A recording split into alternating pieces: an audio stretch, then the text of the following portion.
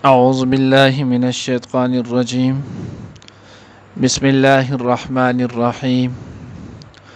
وإن خفتم شقاق بينهما فابعثوا حكما من أهله وحكما من أهلها إن يريد إصلاحا يوفق الله بينهما إن الله كان عليما خبيرا.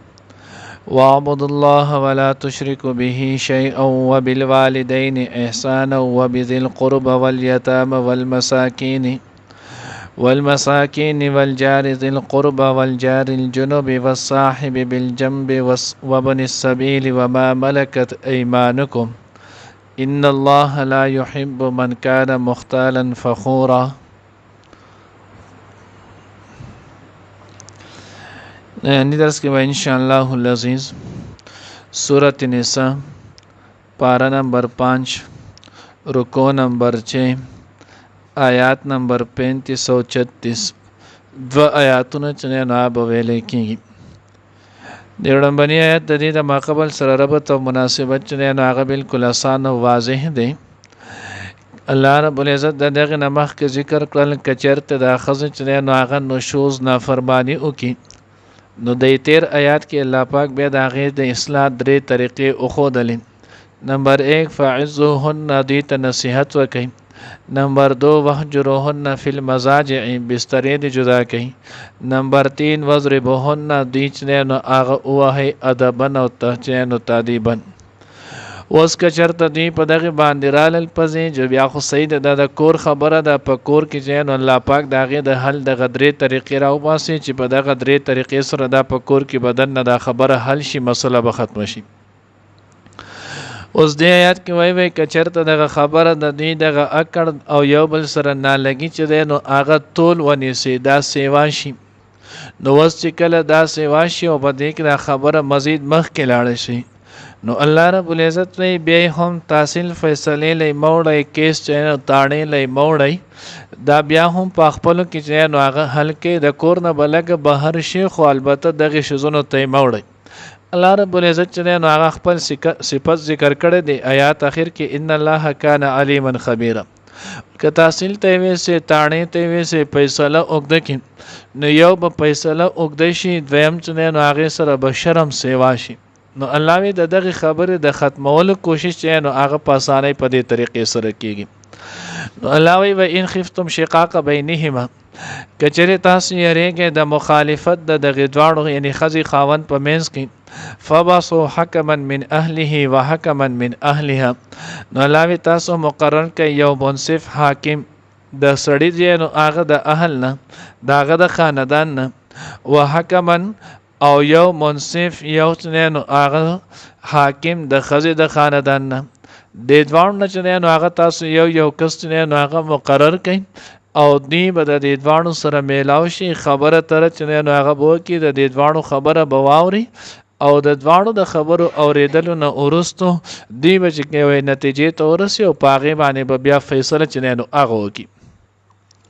اوس چې کله دغه فیصله چې نو هغه کېږي نو ګوره الله رب العزت په دې کې چې نو هغه لفظ حکم استعمال کو.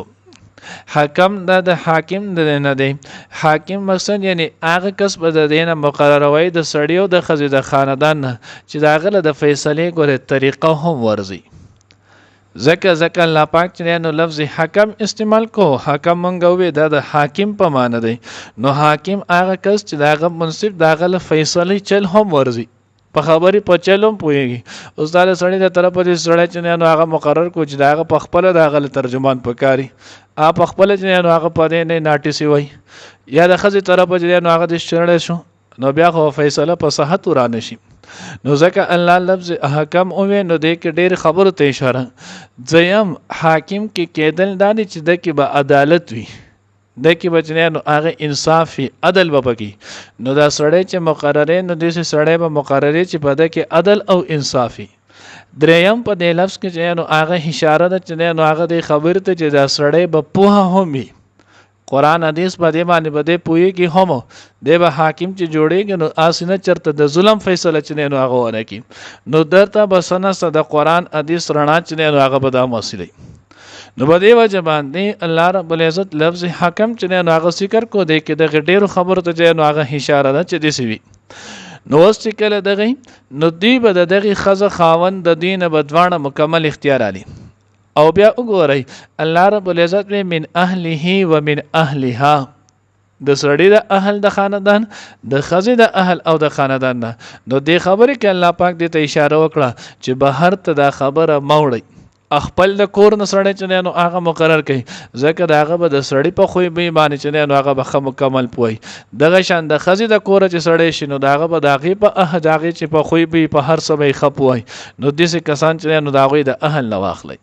د بهر نه چې نو هغه ماخلي او دغه سره بیا چې نو الله رب العزت وی اوس دی بلاړ شي دا غوي خبره به ورې دا غوي د خبرې باندې سوچ فکر چې نو هغه کې خود دې سره سره د ته مکمل اختیار هم حاصلي تفسیر خازن کې دا شان چې نو هغه معرف القرآن کې واقع ذکر کړی ده حضرت علی کرم الله وجهه دور کې یو سړی چې نو هغه رالو دا غوي د قشانت خزو خاوند مسله واپس کی امام شافعی رحمه الله په خپل سند سره د حدیث ذکر کړی امام بهقی رحمه الله د روایت نه هغه ذکر کړی نو کله چې د خزي خاوند د دې ځوانو واپس کې مسله حضرت علی رضی الله تعالی عنہ لرال نو کله چې حضرت علی رضی الله تعالی عنہ لچنه نو هغه رالو نو هغه د خزي طرف یو حاکم مقرر کو یوې د سړي د طرف مقرر کو به ورته د لوس مکمل اختیار ورکړي نو اخذ ما ورته مکمل اختیار ورکړی دی چې کومه فیصله کوي که بظاهر پای کې زما خیر او که تاوان می پکې که فایده او که نقصان می پکې د مکمل اختیار دی سړی چې نو هغه دا خبر وکړه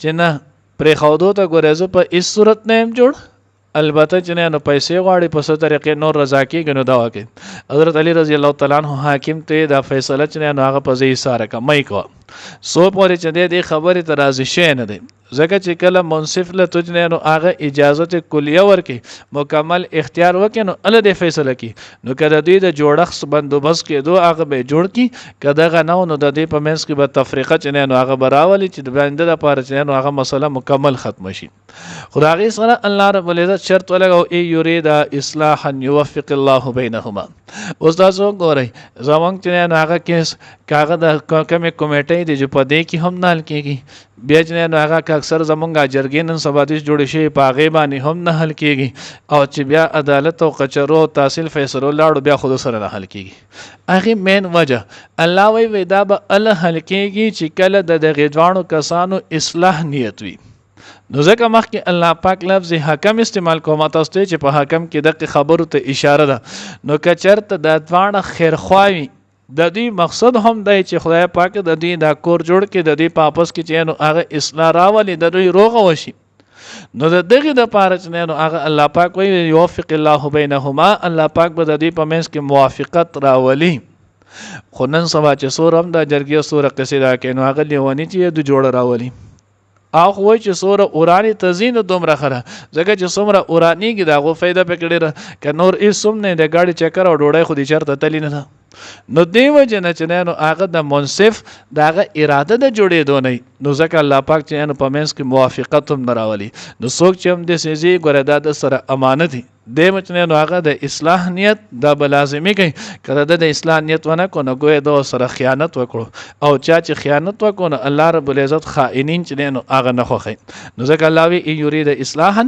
یوفق الله بینهما ان الله کان علیما خبیرا الله رب العزت چې نو هغه پوها او خبردار ذات دی وعبد الله ولا تشركوا اوس دې آیت کې الله جل جلاله وي د الله عبادت کوي ولا تشركوا د الله سره څوک شریک چې نو هغه ما جوړوي وبالوالدین احسان مور پلار سره چې نو هغه احسان کوي مخکې که خیال وکړه مونږ ویلو بیا چې نو هغه دوباره صرف دوهراوه مونږ درې عملونه دي سدي چې دا بغیر د دریو عملونو قابل قبول نه دي د دې باندې فرضیت ساقطيږي انعامي ثوابونه به محرومي نمبر 1 د یو سړی د الله پاک ډېر تابعدار دی خدا مور پلار نافرمانه دی د الله په دغه تابعداري باندې الله پاک دې نه بخي جنت ته نځي یو سړی د مور پلار ډېر تابعدار دی خدا الله حکمونه په ځای نه راوړي کوم خبر نه الله منه کړي هغه نه کوي نو دا سړی چې نو الله پاک په دې نه بخي مور خدمت کوي د پلار خدمت کوي راغی ته ناست دی پرز مونږ نو هغه په سپریری قضا کوي نه کوي نو بدی هم بیا الله نه بخي دواړه چې دی نو هغه به کوي.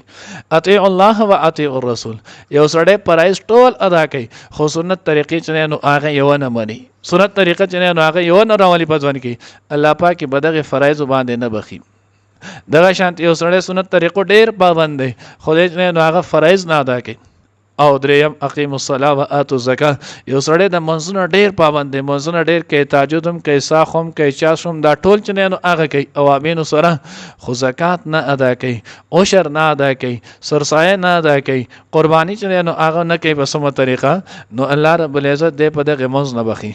یو سړی چې نو خیرات صدقات ډیر کوي خو منځ نه کوي، نو الله پاک په دغه نه بخي. نو ځکه الله وی واعبدوا الله ولا تشركوا به شيئا وبالوالدين احسانا وبذل القربى او د رشتہ دارانو خپلوانو سره، والیتامه یتیمانان سره. مخکې موږ ویلو یتیم په انسانانو کې هغه ته ویل کېږي چې د هغه پلار نه، په ځناورو کې هغه ته ویل کېږي چې مور نه، او په قیمتي کاڼو کې هغه ته ویل کېږي چې د هغې مثل نه. والمساکین او د مسکینانو سره. مسکین نه مراد هغه سړی دی چې د هغه سره د نصاب په قدر باندې چې نو مال نه. والجار ذی القربى د دې چې نو هغه څو معنی دي. یو معنی دا د والجار ذی القربى او د ګاونډیانو خپلوانو سره. نمبر 2 والجار ذی القربى او د گاونډیانو مسلمانانو سره. نمبر 3 والجار ذی القربى او د هغه گاونډي چې د سره دیوال چې نو هغه پیوسوي. والجار الجنوب د دې وسوم چې نو هغه درې معنی. والجار الجنوب گاونډي لري سره، والجار الجنوب گاونډي پردي سره، والجار الجنوب گاونډي کافر سره. وصاحب بالجنب او د مرګري سره.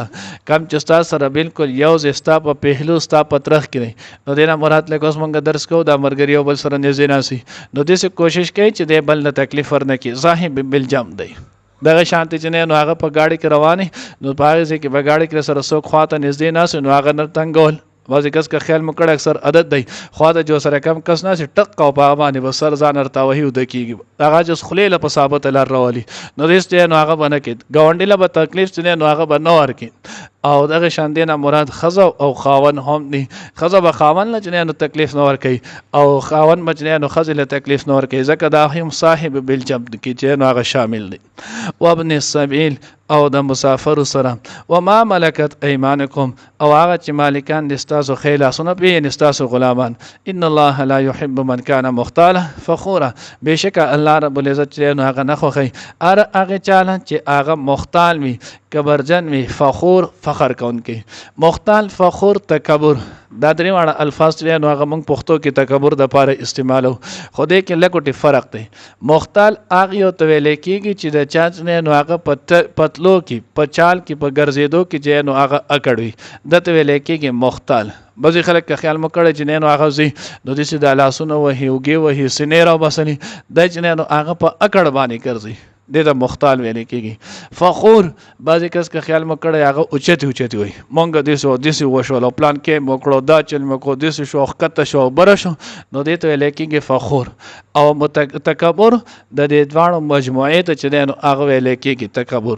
نو جب چال میں ہو تو اس کو مختال، قال میں ہو تو فخور، اور ان دونوں کے مجموعے کو تکبر کہتے ہیں. نو دې ته چې نو هغه بیا دغه تکبر ویل کېږي. الله دې موږ د دې نه محفوظ او مانون کړي. وَإِنْ خِفْتُمْ او کچری تاسو یریږئ شقاق د مخالفت بینهما د هغې دواړو یعنې ښځه خاوند په منځ کې، فباسو نو تاسو مقرر کړئ حکمن یو منصف حاکم من اهله د سړي د خاندان نه، و حکمن او یو منصف حاکم من اهلها د ښځې د خاندان نه. یرید کچری غواړي هغه دواړه اصلاحا اصلاح کول، یوفق الله بینهما نو الله پاک به موافقت راولي د دوی دواړو په منځ کې. ان الله بېشک الله پاک کان دی علیما پوها خبیرا خبردار. وعبد الله عبادت کوئ د الله، ولا تشرکو به شیئا او شریک مه جوړوئ هغه سره څه څیزو. وبالوالدین او د مور پلار سره احسانا نیکي کوئ. وبذی القربا او د خپلوانو سره، والیتاما او یتیمانانو سره، والمساکین او د مسکینانو سره، والجار ذی القربا او د ګاونډیانو خپلوانو سره والجار الجنوب او د گاونډیانو پردو سره. نور د غدرې معنی ګورې ما وکړي. وصاحب بالجنب او د مرګري چې نو د ډډې سره. وابن السبیل او د مسافرو سره. وما ملکت ایمانکم او هغه چې مالکان پر دې ستاسو خیلاسونه. وما ملکت ایمانکم او د خپلو غلامانو سره.